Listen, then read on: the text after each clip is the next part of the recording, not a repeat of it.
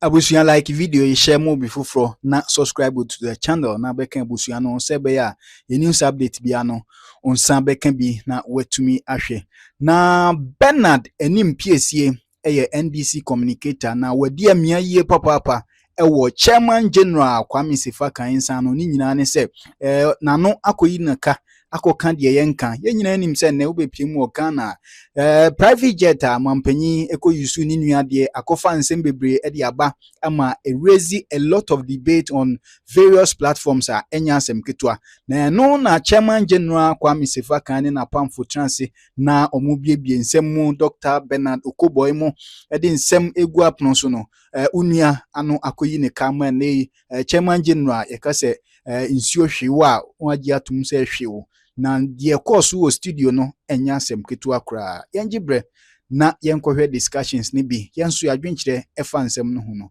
yenfa into comment section na kwame ncheye ena eba ni say Ghana Air Force a omo no mo hwe mfidi a president tu kwan obe yusu no omo mayeti ase through Minister of Defense say ye play no our issues enti president eko certain trips are ebi anya one country 2 3 4 countries enti say ye plane into me call long distance ana eni e was say ye mpe plane bi ebe boa ama waye sai juma no me kwa mi wo kroma no ye ma Ghana fo nyina ati ase say wo share president bia opese on ko tena plane full mo a chese on drink Ghana for ho in fact oyobi an timye din because e come the end ye ma ati ase say British Airways Ethiopia any seb Emirates nya nipa na etirem enti na naso nko tirem bi bra kwa me ye kan ye sa ka che kra say plane no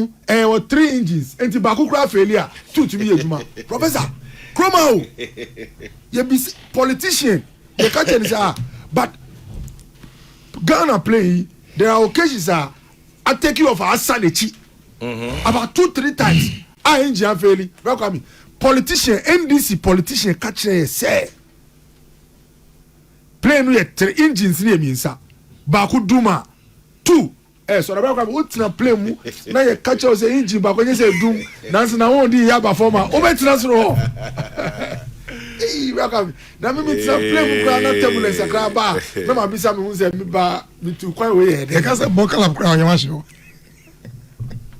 nanso sebio nipa petu minti ya kache say plane engine bakukra it's true ba kwame onim say big planes like BA British Airways the Boeing you see they are designed such that when one engine goes off the other engine can do what can power it but enukra yes that's simple maybe ho but they do it for safety reasons so that ain't go back and say engine baku say na plane na better form but although when they hear the engineering no say BA ba Ghana na pilot no say bibi nkoyi a on ka say odi ba ko tu ye grounding no e ma engineers e be hwe e sure say ya restore the condition before take you off na ba kwa mi we nyina ye kaya sebi se nipa ye hu na ye hia nipa say oh na de kan kra ya ni say omo si wo fia sometimes nsuo bi egu so nsuo to no e ye kufaro na e dware wo wiem Emma way over free say as resem who call certain places because say who college okuku who show me upon us say na monipa no dware won so mo dware won frame mu no ye be 20 ano is that Kwame bombardier here your president na mu di call Korea ma ko checking the specs Kwame there were 3 living areas there were club area since there were club area I hokra no mu nya VIP no utimi ma recline sa na dani bed a luxury jet. Kwame me chemo kan luxury dia say waka brofo e ya akonya otimi ma akonya ni timi tini mu sa na da ni mpa e na your private area suit ho no sebio apart from mpa no your machine say ni aduane o mpe so obeye wo aduane otimi start sebio say nkruma kwan otimi start ewie wo plane mu emeso na ko pe nkruma kwan nkruma dey one my favorite Kwame otimi shem kumasi enye nkuma ye wo Ghana ye go kanishi o we otimi shasi ewie e wo plane no mu ena ra kwa mi otimi configure no such that you have bathrooms to bath oh Ghana anka enye boni o say president mama betina plane enye boni Now so time or more should 2 minutes. Unim say Ekufado Abani bill called parliament say yen top place na fan Henry Tuli Ghana Air Force. Unim say NDC say nya dia o say Ghana ni bi e no mutugu ye. Just less than 12 months ago. Welcome. The people say me kan wo ha ni say me papa Dr. Callistus actual letter. I was explaining say and yes say be a president mama per se on tinani new play no mo nyama ba e necessity ni welcome. Necessity ni ma we nyina ye kan ye time a ye wo opposition amfa omo so mo mpini. Now me person crofo say bi o Edi Ibrahim on say santa wan hwe obe madi issue na ye hu asem ni yie.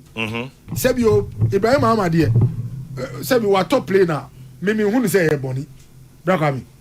Na me no Ghana ha me we nkrofo a me nkom asem nipa miensa na me nkom asem because me wo buo mo pa number 1 asofo any imams welcome okay go nyina e pese nko heavy na ye pese ye hu be chire after every kuma that's number 1 number 2 ahimfo any traditional authority and welcome third one here businessmen nkrofo mo create adwuma ma ebi mo nya bi ye say businessmen mo nya bofo enti the mere fact say Ibrahim ni kwa ya hihye ni amama nipa nya adwuma ya yeti omo ka no menu mi obi a meni gye no ho na mi try da chi nyame mwa bi na mitimi to play abra kwame omo play bi o Canada omo friend no table king prop enu bi na mi pese da chi mi to bi enti me wuzo obi to play na me kan no hu semboni because mi nyi na nyame bua mi a abra kwame yes mi so mi nya me to be but you bet sreba kwame your bibi a friend gold standard and a gold practice across the world. Ya sure say ye di oman hye unsema ye two for say ube to me say be ya bra kwa go ntwika senator say if you can't avoid say ube ma ye very openly known or close to you know na I so munya ma na odi nanti bra kwa ma say conflict of interest me say dachi say bia ma be ye friend so mampanyi na me nipa bi obi anim say me di ntina from class 1 up to university me ye politics na no ube mi fie na wo hwem na wo humi a ona obe frɛ ono kro nya mi biological brother but what say sebi ni play na mi di juma wan hwɛ na waka say na nipa we a odi okodidi anapa wie numre na okɔ use ni play o si o play no ye di che no but obi abra ka me obi odi ni play ma wa ma odi tu kwan so obe say office no si masa education for ma contract here pretty exercise books textbooks 50 million copies me hwehwɛ welcome na obi say okache o so hwehwɛ na o timi nya kokudro bia we nu say juma no ho ye di no bi eso hwehwɛ na the next day e was on tu kwai odi day na tu kwai enti welcome me mpese obi be se bi be bo Ibrahim Dimboni but mesre one thing about Buaye in this matter, me see me saw in this move by the standards they did. I want Shana Yanko in him. Into the mechanic say, Brakami, politicians here nipa. Or more finance are quite so agituno. 2 minutes quarter that me ya unshi a ember. Into the mean wasting me time and can over my kawa has say, or more dishonesty na be fad, you know. But what they can do to quickly bring all of us together on board, me say, or more apologize to the nation. And I just will be apologize. Look. Dr. Callistus letter and one line be can say although they didn't mean evil there were things said to the effect say the president should by all means use the jet that had problem like for long haul or to be on a commercial no it is unfortunate but going forward as a nation so welcome ukasa and can no pay na common na day but unkasa na what say operational reasons in transit enu nyina say bi na those things also apply. They should apologize. And then after the apology, transparency is important. Why am I saying so? Ushe budget honorable to force in the buy say it to 6 planes in 4 years. It came to about $1 billion, about $1.1 billion. Now Dr. Kobo mi danyamia sini le jokuku fu asi say mako omo boa me mako do parliament. Adom enanko le jokuku for vote. There is one thing I've observed in Parliament over the 4 years once I was there. Say you ever say military now. I'm not blaming the military or generals, but all those involved in the chain. they have a way of mystifying the package. But what's a mystifier? Yeah, didn't say that. Oh, she should one. I said, "Oh, do be an awaka." Let me explain. If your mum someone top boat, me no person someone top plane me sir. Now the engine now bomb say engine now cost $2 billion. Who person who the cost of the boat are? Boat no a refurbished boat idea US and Israel buy IUSU. Plane no so new. Now so you did not cast second hand boat. Who hear their own prices? The truth is that we can use 1/5. I'm putting on record. We can use 1/5 of the money I have budgeted for planes in 4 years, to get decent planes for our country. Instead of $1 billion, we can use $200 million to get airworthy long haul. Ibrahim plane. I now thought when I checked the Bombardier 6500, it cost $53 million. And upgrade me other things and heading about 70 million. 70 million. So it means that with $200 million, we can get 2 of these. And in addition, get even 2 helicopters as well. Now, $1 billion, free. Now, because play we here enti, na nipa fa play we here no, now they are pay $1 billion. Now, there is an opportunity cost to every unreasonable expenditure, Prof. There is what? An opportunity cost to every unreasonable expenditure. To every unreasonable expenditure. Why am I saying so? If you are allocating and Ghana for my fund dear grow budget now on about 2 force you read here no. In 4 years, we would have paid the equivalent of $1 billion to retool the Air Force. It's in the budget. This year's budget. Next year estimate. Next year. Our budget. Never come. But now we say 100 million and editor parts. Not coming to you. 100 million editor sanitary parts. 100 million cedis. Yes, I will not say a useless expenditure. Unse obi timi ka pad na asre say pad is where there. Now so akwara offer a bia the obedi edi no pad adi esumbo enti I will not speak against it. But if 100 million the value of the expenditure could find space in Honorable 214's reading of the budget, how come close to 3 billion which is put in this year, I bet you as part of the contract for the planes, we are paying initial I think 2.5 to 3 billion this year 2026. Next year about 2.5 billion. Third year within 4 years now at $1 billion, about 12 billion Ghana cedis. How come that 100 million Ghana cedis found the attention of the minister to be mentioned whilst reading budget to Ghanaians? But 2.5 billion, that's close to 20 times the 100 million. The minister didn't mention it. Do you know why? Security arrangements. You know why? Are they? The minister said, if you are Uyobia, Ushusha Semua, wow, Koshusha estimates no, ewa tables no more, Nashusha na who say, or the Air Force. But one count budget, you know why? Because in the heart of Atufosi, he's a politician. Atufosi is aware that if he mentions that he's giving 2.5 billion for retraining of the Air Force this year, Central Region, baby. The constituency. There will be demonstration from how to win about runabout. Because the parliament say, see you want 3 years. Sika won some idea. Now what come 2.5 billion?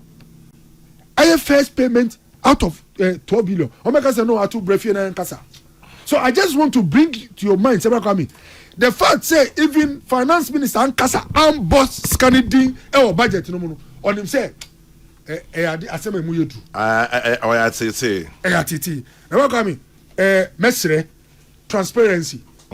Yen share the details of the amount. Oko boy mean can say play win here. Now come na me a Ghana ni na makopie Dubai. Na me nam duty free to ade. Na ma share me president so no so to nsu a. Now come enkoye kra enti min kasa nanso de min kan say play no ma obi mfa ho sebi enfa no mun kwan a ye nyina ye di bida rakam me de baby ana mi gina no yes oha so we dey use yen to play fititi ba un kan say yen fa $1 billion in to play me de me say yo Ghana man penyi de Sefa rakam in the meantime you for accountability transparency sake so that Ibrahim Ahmad free all these things, I don't know why we are bringing I believe that he's trying to do this from a good heart. But what we can do is there are least options. You know all these things are there. Your friend say Emirates, ni Qatar, ni omu planes are omu lazy based on let's say a year. They will lease it for let's say $500,000 or whatever. Show us the options so that on my innovation I will say, oh, now I can talk way.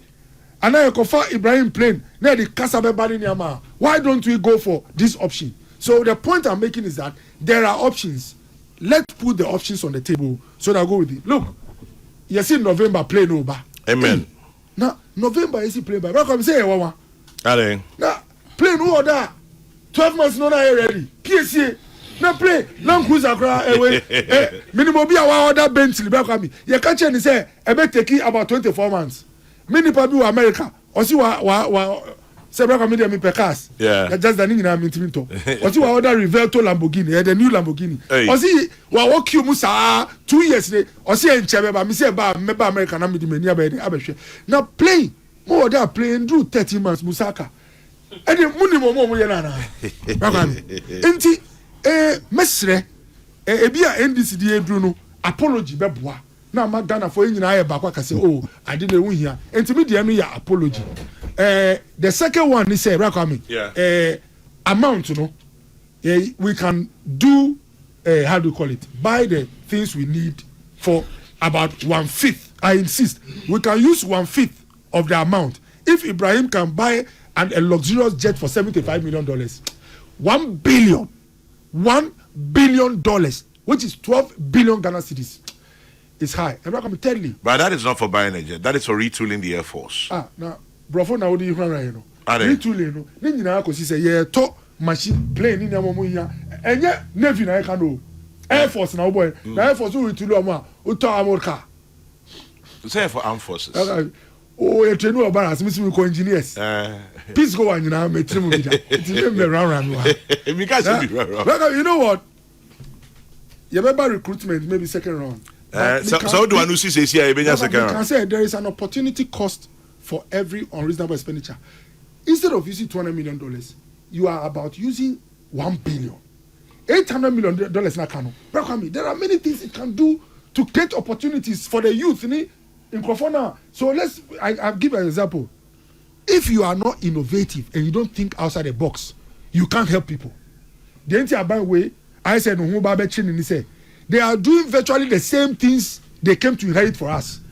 If you do that, you can't create opportunities. What are your innovations? And I'll give them one for free. These are the things Dr. Baumian and the team will be proposing. The army is a traditional army, Ghana's army. They have an engineering department. We can create subsidiaries of the army. Shoe factory, you can create a subsidiary for housing. Housing is one of the biggest areas of opportunity or deficit in this country. You can create a subsidiary of the army, and this $800 million extra for planes, you can give them even 1/10. You give them $200 million. They can, the soldiers. Yeah. They can build simple, affordable housing, 10,000 units in 24 months. They will get profit to pay soldiers extra. So that instead of recruiting 5,000 soldiers, you can recruit 10,000. In fact, from my estimates, I've written some of the opportunities you can create. Now, wait me, I can recruit because they say, why should they recruitment? All the point I want to make is that, set it in 5,000. So one for Kwame so and doing outside the box, you'll be limited to the 5,000. Okay. And who you'll be so watch any passage, you might be unconformed. Welcome. In wrapping up, all I'll say is that be careful not to win power with lofty stories. It will make governing very, very uncomfortable. Use ideas, use solutions. Ekufado say obe school, high school free amobia oba within 12 months now. Why execute? Now ube catch obia say obia be juma ama naju cry and da one shot. Ye ko na ye kodape asem de beto. May I say Dr. Bernard Oko boy sebi nanu ya Iran ne America for nsema wodididi o hwe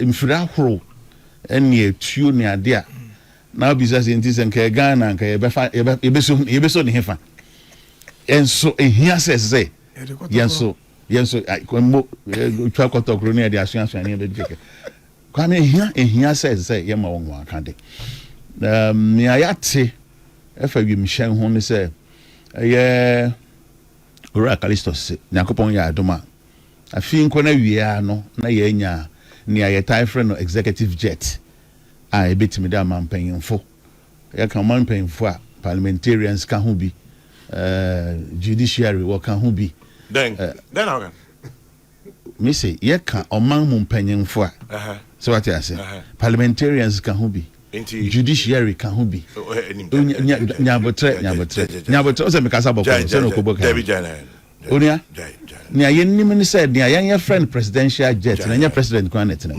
that's a fact no kware but even footballers black star for crowd won to onia journalists nyina onia janya wo yen o na ko futie o me papa wo be ka so ya wo there be o kasa sa nti o president men kan say now executive jet president jet nipa hin na be ti etem wo be na be fa nipa be 15 sometimes abia 19 abia 12 eno ye onia eno ye binom conclusion eno ntimi nkoye ti eno ntimi nkoye mfoni a ebia ye ba benya yimishan na maaye efe kra na dereba na mpa otie ne o kasa sa o ya ye de bi menya o nyasa nya botre ma ko mamra fom me ma ko ma do ni adabia o se o person ke nsi no na me kire ma kire say nsi da say eso ya to exclusive jet for president in Canada.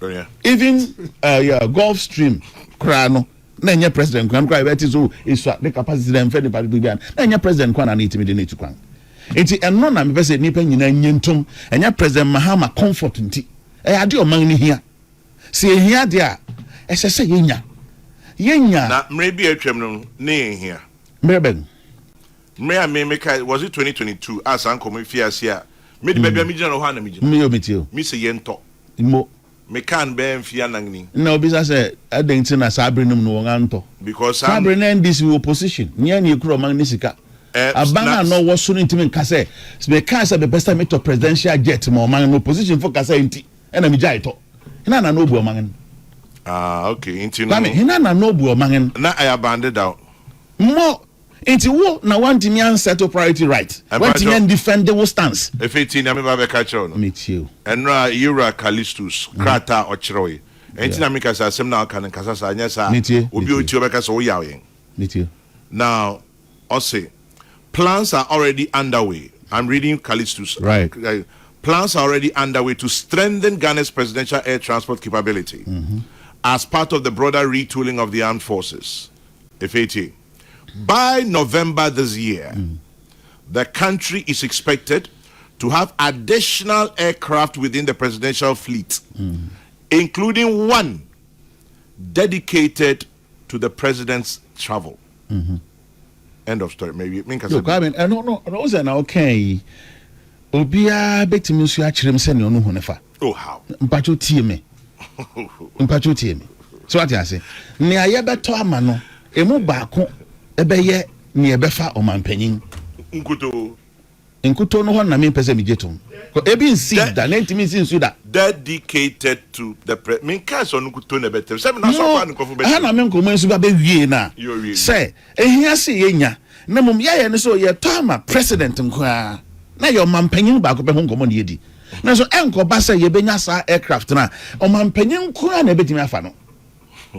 Ni aye hu abese nko nyina no efa afoforo bi kan bi nti eyo man na japade ese yeto ehia se yeto na se obi beka se oh aben bi abreso no sokoto bi obi kan ho asem ene nti won se we eden na so no ehia opa na ehia opa ene nti wantimi anto na onim se ehia man no na wantimi anto because obi kan ho asem ana e kira amamu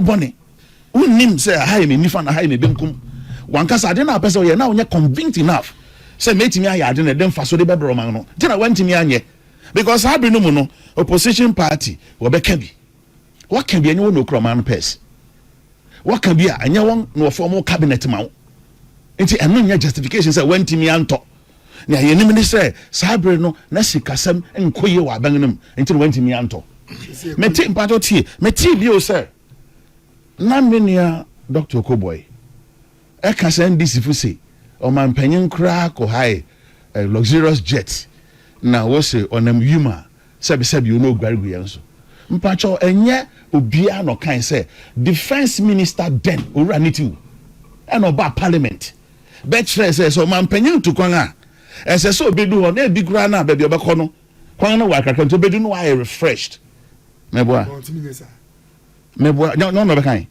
enti ontimi nyasa with the old jet but the new one now has back new one here way the other one put him refresh home eno ne Ghana oh masa you see o rechire nipa wo kan so man panyin gware wo wim na me sure say nipa obe kan na nya ndisi fo mo defense minister no kan o parliament na mo di ko dwem parliament yo man ni na fi nti obi ate Ghana defense minister. so what you say on man defense minister Ghana defense minister no be kan enti enyo bi pato enyo bi keke no kan enti o man panyin gware no gware wo wim enyo bi adai so ne amankasa mo be ka kire me ejetum nen esan say sa bri no mo no ne ye wo aircraft airworthy at least ye tu etumi to come ye hu e na won na hwe man no so nti e bi sa so o na dan na yi si ho no asan ko high for no hu asem kan wo se nken kan ma wo de mo hu asem no kan say mo de na enya eno nti na ese wankasa de na person ye convinced amemu anya goridi na kind of what be so we convinced masa missy sa na ye na e ko position o on so what you say what the man no show nsa wo say what the jawa no what the asra enti decisions bi a wo be mbeke do enze wo say ade a me yi so me ko yi ano akira manfo a menya sem papa bi aka na ansa na waye wo say wo tunwom ana wo nhwiroma na ejija wo team da wo bete enti won sem kan no ho ka na ye ya wo to position de mfa nkoshe obi o da bia make us mo refi mo nya ho ni ntia Ghana foto abeti amoye da bia oba obeka so what you say ni ntia Ghana foto abeti amo say mo man crop bi ko hia brubro mu ananka nse se woko amamu na nkoye so what you say da bia mo fa Ghana fi 2016 no mo ko da yen si da bi foforo economically ya kan Ghana economy sabri ni mu na mo fa inflation was 15.4%. mo ko chin ya na mbo da to 23%. Enti much sell magnum from fear will take 8 years. Go man come and da. Unemployment benefit unemployment rate. When sama ye ken. Baby amoko ja ni to no far from 8 point something 8.4 8.3. And amoko ja to almost 14%. And me ya te say ereba 12. Enti yan so bu nwie kura ye no obi a we da so so ampa o man no ereko nanim. San wo bu man nini. Ese so man no enyin enya na betwe akona echi bra na mo jebusia barbara ya bom kokwa enye ye mo so mo na mo de mo nim high life bo ana mo ko je man bro so na fe ye kwa mansan gwa so ko je bu bosia de enya bi o eno mo na ma man foto abeti am ti yesra mo da bia ye du no sade ne hia ehia ye betimi aka ye ho nsem ye betimi a kire ya adwen wo ho but say Ghana prempren ayetimi. Yes, our Ghana Armed Forces, very strong body. And now United Nations, holding the brave. Now I can't young farmer won't say, yes, I know so. Maybe young farmer, Mimi and young who and Kaya Bay and I banged it down. Etia na mubi atotoni many bia mawonga. Sanka nya fe ne ba be pre ho. And I'm go to we. Oh, much my address so amawa. Me say nti na wankasa wonnya wonnim sa de na wo ye ne be hia tobo ase oh doctor you the parliament o nti we rejecting na den say because you had the numbers parliament was almost a stalemate aba and na mantimi anya hwe no nti mo betra so mfia wo twe no ade bia NDC kan say engine eno na mo ye no eno na mo ye mfia na from 2020 21 e copy 2024 na mo kwaye na NDC na rule Ghana na NDC na control parliament no say na opesa o kan na kan Ghana fu nyina nti me say na NDC fo na control parliament na because na nim say we minority and na more majority mo na mo form cabinet na mo de mo nsama ba nti say opesa o kire say NDC fu nti and na man returu Ghana Armed Forces okay you know if we had the numbers you have now in parliament you know who would have bought these things. It's numbers na mama ntimi anto. Oh, okay. Anyway, but Mori and not Minko Enti onia Prophet Transiache. Nia yes Ghana fu nyina ne se oman no kosi na ahia se etua na man kwen ani. Emfa ho ne obi beka sa de na aban area no eye bibia ebebo man na. Minti menka so bia nyentom na mom menim se de padodo na be ho faso. Faso botting pa ewo sa de num ama obetimi support. Eye se ebenya sa executive jet no and several other accoutrements a bit in the Ghana Armed Forces General Naso nya wonko fire service mfia wotwe won anya fire tender ba kopo anka won de wo ho no enti se won so wonya bi ka ho ko prempren niama kitin bebre ho no ma enso ni several other security services enti Kwame eye ho kasem eye ni gesem se nyankopon ya adom na bedu a ebeti ma bebo man yen ma be brain medical can say eba na capacity no osura ebetimi afa soldier fu atu kwan ebetimi foka 27 one 27 and 28. yes say the soldier fu tu kwan the MPs tu kwan the nipa to do na nti your man na japade e ho beba mfa so ma man no not one person's comfort to me that I am all for it. Time check 28. Kwame, what do you mean? Say in a idea is lost on you. Obeka is a chroma at all DH125.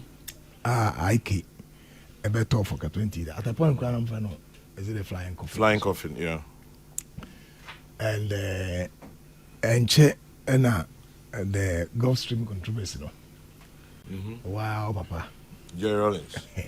Or they no at the by 98. In fact, because pass during the 2000 elections, I remember now Okase one flight. That I mean Sobekaya on flight 2000 elections. I know Bapa because for 28 no per se no per se MY, Beha Dream, blah blah blah. It's a honey idea. But Obama who said it'll be good to get presidential jet. In fact, Obeka and Nakufono Nanka 2 Krananka or auto. Or that too. Or there too. Now, Bakwe a bigger kakra and Sana Ketwa Falcon, yeah. And be short way. But and also President Mills by no. And I get it about Trabakum, Cassiani Anto, and yet tall. This other one I used since 2011 till date. Come, do you have a knowledge as to when Ibrahim Tony Nayatine said the order was placed in 2024. So it's relatively about 2 years ago. Okay. So be playing and say I should hear to who plays the order near ya. Enti NDC inaugurate the Falcon 900X under President Mills. Yanto the other one the Songa we are 2 weeks. I say we in the 11. And so here time you used to idea since 2011. That's about 15 years now. Yeah. Now maybe a quick one from former Deputy Minister of Defense. Kofi Kwame no Osanso Emrashe Bedwani Chima Kwame. I am listening to your program and I find it absurd for my brother from the NDC and in PSCA to paint a picture as if no retooling of the Ghana Armed Forces was done under Kufuor. In fact, so much retooling was done, including accommodation. You should go to the military academy lately and see for yourself. By the way, the new Falcon 6X can only take a maximum of 18 passengers and not more. In November, Ghana will be a proud country with 2 Falcons. Interesting times ahead. Anyway, Prof. My comment. Yeah. Enti na me mas abagane the way say the way we use either opposition and as I say we have been more say you see e kan asemfa aboa no free no nko a nisu nko Yes. na say Ijano so nisu nko na over the period oben say aban foforo bi ba, and that's a part that disturbs me a little bit. First, Kwame, you talk presidential jetta. Say Antoma, the ruling party. You talk Abaya and our president of the so. You talk more here, Juma. On mine. No, here, Juma, Eddie Amo mine. Okay. Okay. But I say, what do you mean, say, oh, tardy and so what? There are so many middlemen, baby, and not yet, or more, those who are in the aircraft industry, and once so much a while, just say, Sikana, by all means, Ebi, Efa baby. Yeah, send a predica, Rory. Just say, oh, you're young. But the point is that, Kwame, what are we looking for? Are we buying something for a president, for Ghana, or for a party? For the state, Ghana. Okay. And it's all here. From the time I acquired back, I was told the last March, and your grandmother of France, and you kind of say some repairs. About back at the November last year. Is it in good shape? Can it be used? Prof, question is bear in fear me and sunny, and as uncle me about fear 9 me and Sakwan 9. Abaya also, I can say plain no. Enyine inti OCCC. Abaya nessa no more opposition si o yabwa. Na ya brofu ya si pristine condition. Na I say was it could to a black one na brojaji fina can say plain is in such good condition say bit me at to 2030. Kwame Nyamin chadie. Omo can say play no boni bi ani ho ene omo na wa bem na wa bem omo say play no enye o say ekoto foforo eno na din komo na ba so that's where enti na ma the background say obi oso a eye mamento woni so a enye memi ento ene ni because I know that okobo no mu ni ahonde 2021. Yes, 2021. Me can say na do pese oye hwejuma. Anya na mko support here. Exactly. Because 2021. 2021 the possibility was. Me can pa. Wo yaw me anka mi wu. 2021 the possibility was that. Say toya. Yeah. Sanka abaya also yi. And ebenya some faso. The pattern I'm seeing is say Kwame and you can answer wa. Say your politicking in Ghana, no, the sense of enemyship, no, too deep.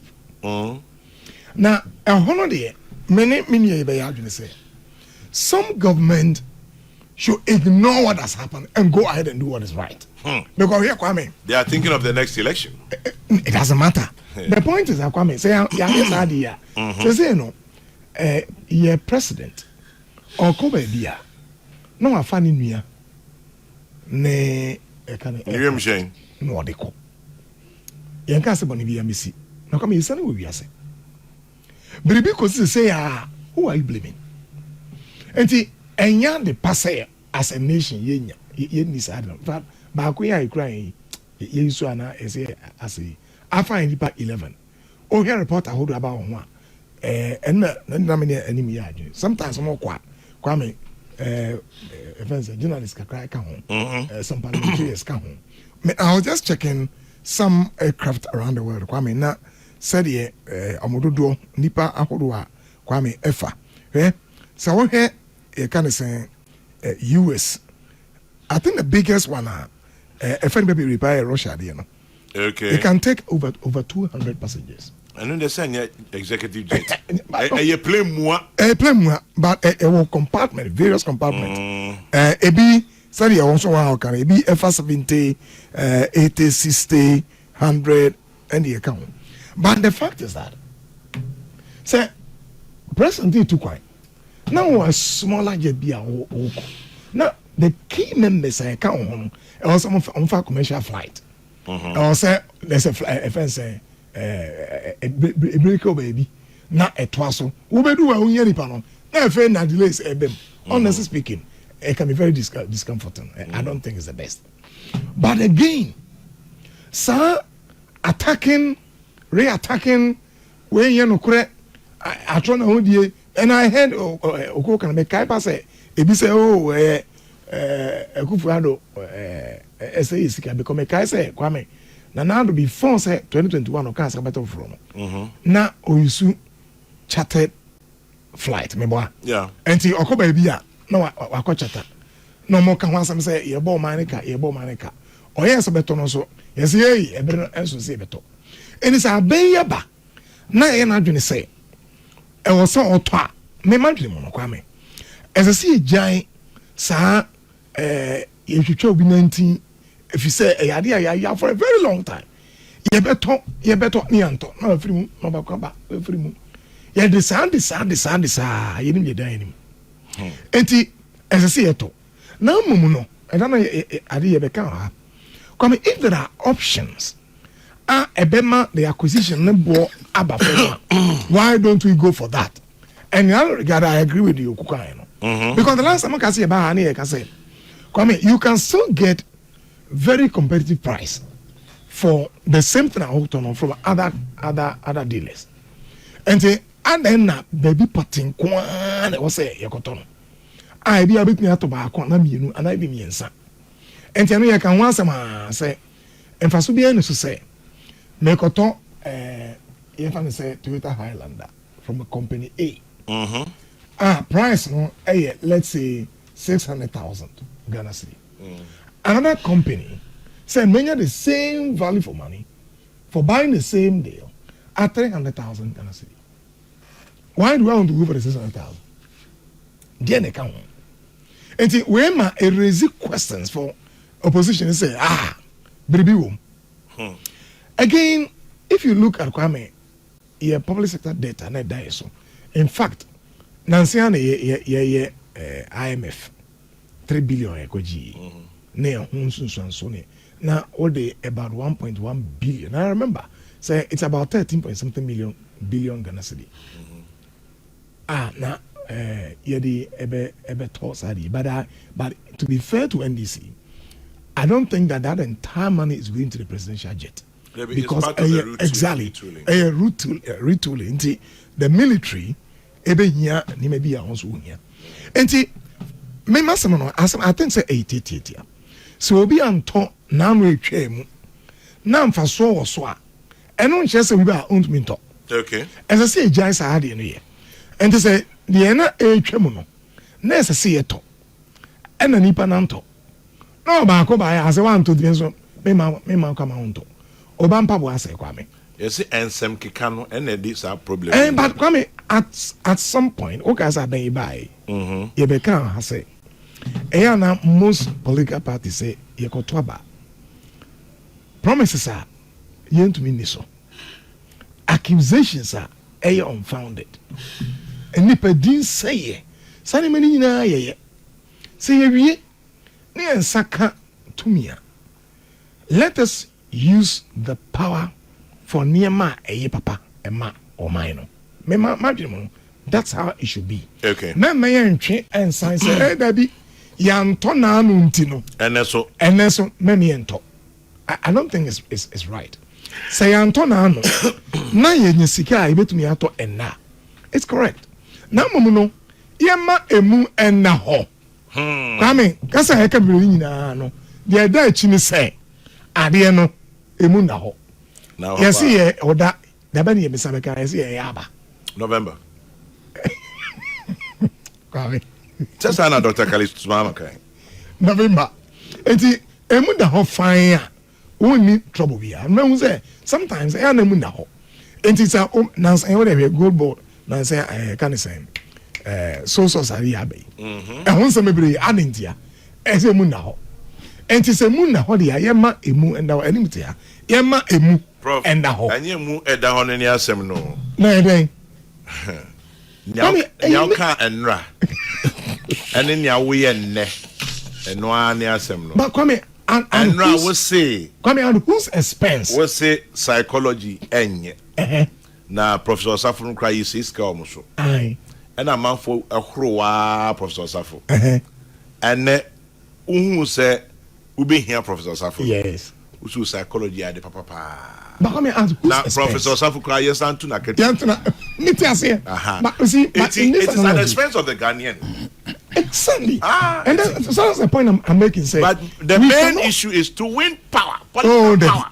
We can't do that. We do. No, Kwame. And this is why I think that ama ye developmental trajectory no aye basa bi. Because you see, say obi wa abem no ye bibi e de ama man no. No opposition ni say de wo ye no. Enyo mum piano nko mumpia e de sare ye piano ko. No opposition so ba. Obete keep house yo na no ye me kan no. E fe de me hu say eye. Na de ono e opposition so na bi de yes man kwan. At whose expense? Bro, me can message back. Kwame, me back now. Okay, me too. Governance, Kwame. The cost of it is at the expense of the nation, not the politician. And as I say, it is hard to say. Say, you see, you to talk on my year, you can say you to talk party.